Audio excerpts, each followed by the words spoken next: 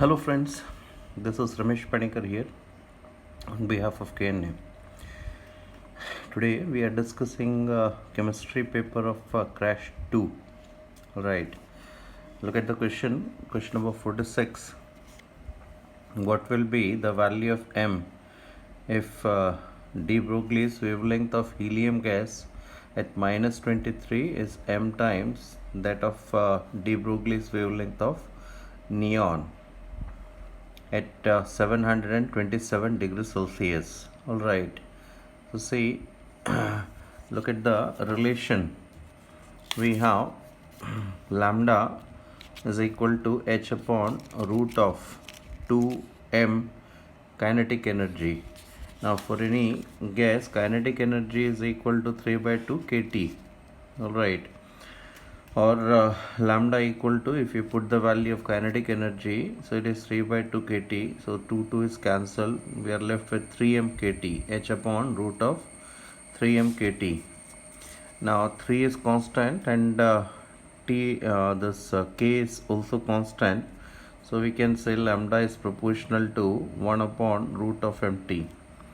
Now if you take the ratio alpha of helium and alpha of neon, these are the values, and molar mass of neon is 20, molar mass of helium is 4, and this is at 1000 Kelvin and this is at 250 Kelvin, so it is 4 cancelled root of 20, which can be written alpha of helium is equal to 2 by 2 into root of 5 of alpha means lambda of helium is equal to 2 into root of 5 lambda of neon. Question number 46, correct answer is first option.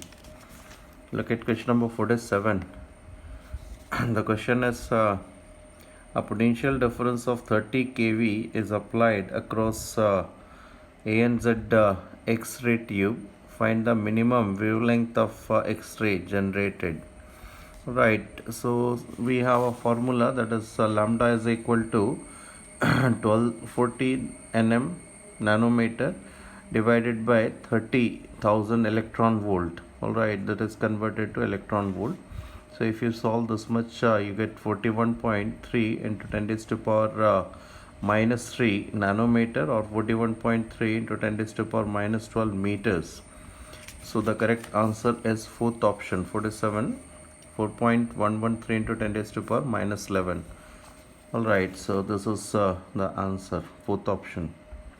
Now question number 48. Look at question number 48. We are given van der Waals equation for three gases A, B and C. Okay, these are the values, and which of the following options contain correct arrangement of gas with the highest critical temperature? Means on the basis of these data we have to find out a gas with the highest critical temperature and the gas which behaves ideal at around 1850 Kelvin. So if you look at these data, and if you put these data in the formula, like in the first case, you can say critical temperature is directly proportional to A, and if you look at these three, A, B, C, the highest value of A is for B, so obviously it is B which has highest critical temperature, and Boyle's temperature is equal to A upon RB, and if you put the value A and B value, it is for different gases we have to put different these values for A, B and C. So when we put it for A, 410 divided by 0.027 and this is the value of R, you get around 1850 approximate. So A will behave ideally at this temperature. Alright, so first we have checked who has highest A value, and then we have checked who has highest A upon RB value. On the basis of that we can say the correct answer is first option. First option is first one is B and second is A gas. Alright, now look at question number 49. identify the option which is correct for correct with respect to van der Waals constant A and B for gases. See, A is responsible for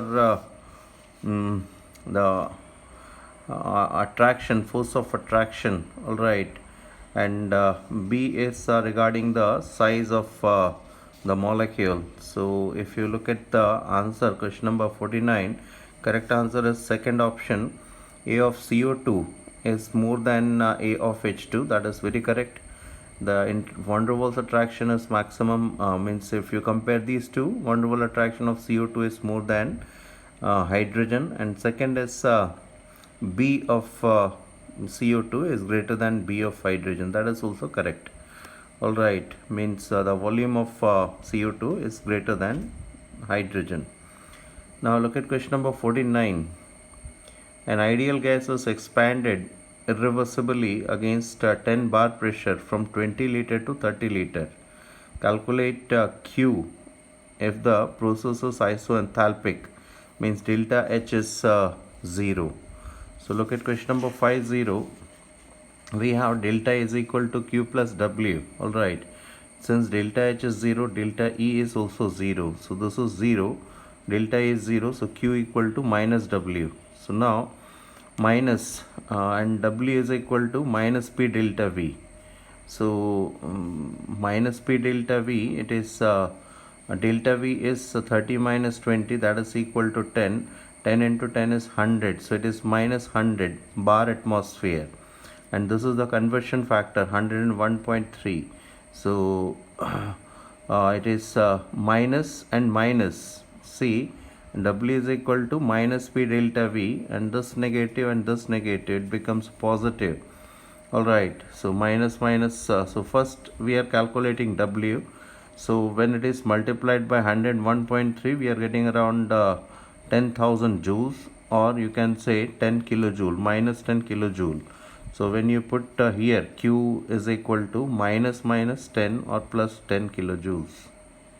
Alright, this is the P factor. This is the P factor, and this is delta V factor. This is we are getting in bar atmosphere, not bar atmosphere. This is bar liter, you can say, bar liter. All right, or atmosphere liter. So this is the conversion factor. We are getting this value in joules. All right, and it is converted to kilojoules, and then minus 10 kilojoules. When you put the value, Q is equal to minus 10, that is equal to plus 10. Now look at question number 51. Question number 51.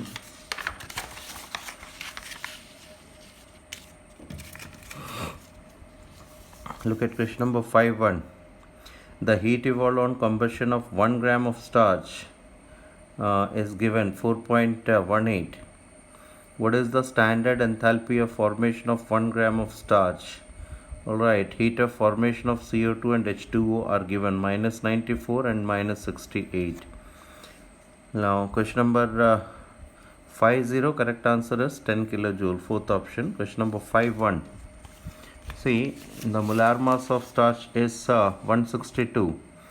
So for 1 gram, the heat released is this much. So therefore for 162 grams, that is the molar mass, it is 162 multiplied by, this is 4.18. This is 162 multiplied by 4.18, that is equal to 677.16. all right, so this is the amount of heat released. So obviously in terms of delta H, it will be negative. Now look at this reaction. This is the combustion of starch. We are getting 6 of CO2. all right, 6 of CO2 and 5 of H2O. This combustion value is already mentioned in the question. It is minus 1430.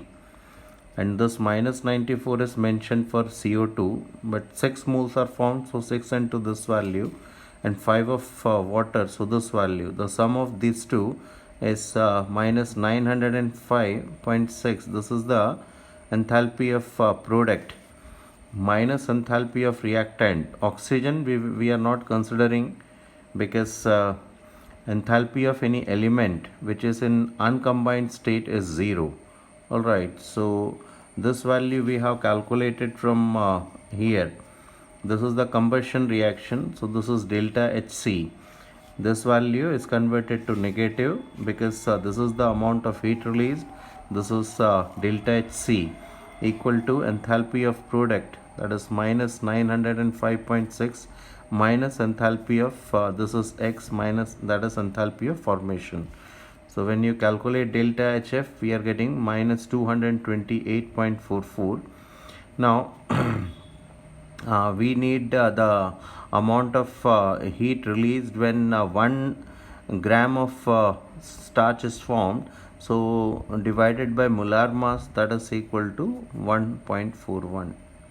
And the question is not amount of heat released. The last it is the question is what is the standard enthalpy of formation.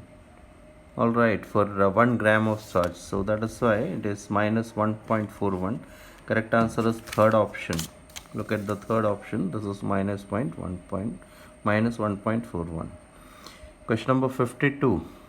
The most acidic among the following compounds. The most acidic is obviously, as compared to alcohol, phenol is more acidic. And now in phenol, CH3 group is plus I group. It plus I and plus M groups decrease acidic strength, whereas NO2 group is minus I and minus M. Minus I minus M groups, they increase acidic strength. So correct answer is third option. Alright, 52.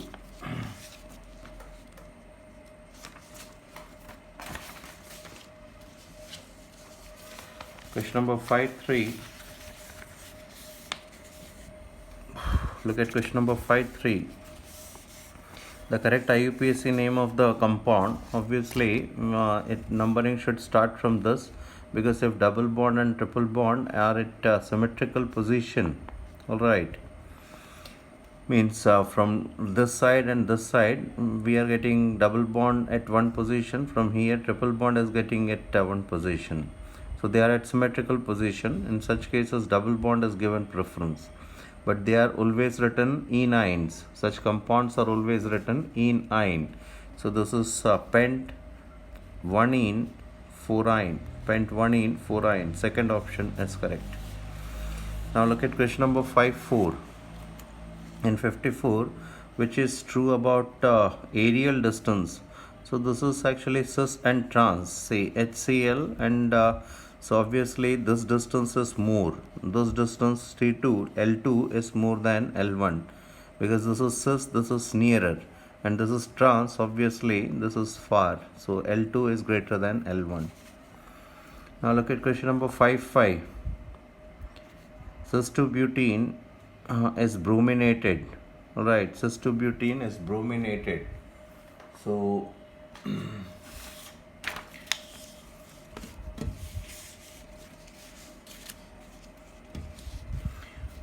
for such cases, it is better if you remember one formula, that is CAR.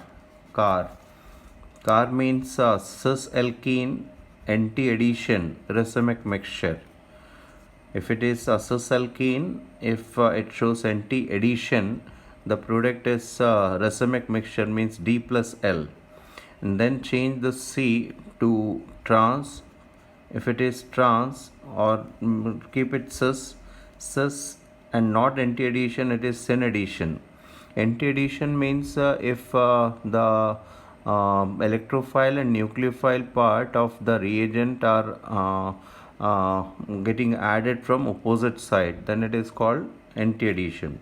And if it is syn addition, means they are getting added from same side, then we get mesoform. Alright. And if it is trans and anti-addition, we get mesoform. And if it is trans and syn addition, we get racemic mixture, means D plus L. Now see, in this question, it is mentioned that the product is cis. Alright, the substrate is cis-2-butene, and bromination is basically anti-addition. Halogenation is also always anti-addition. So cis anti-addition, that means This is either from dextro or levo. So the product is the product cystobutene bromination. We get two product. We get one is dextro form and one is levo form. We will be getting two products. All right. So this thing you must remember. Otherwise, it becomes difficult. All right.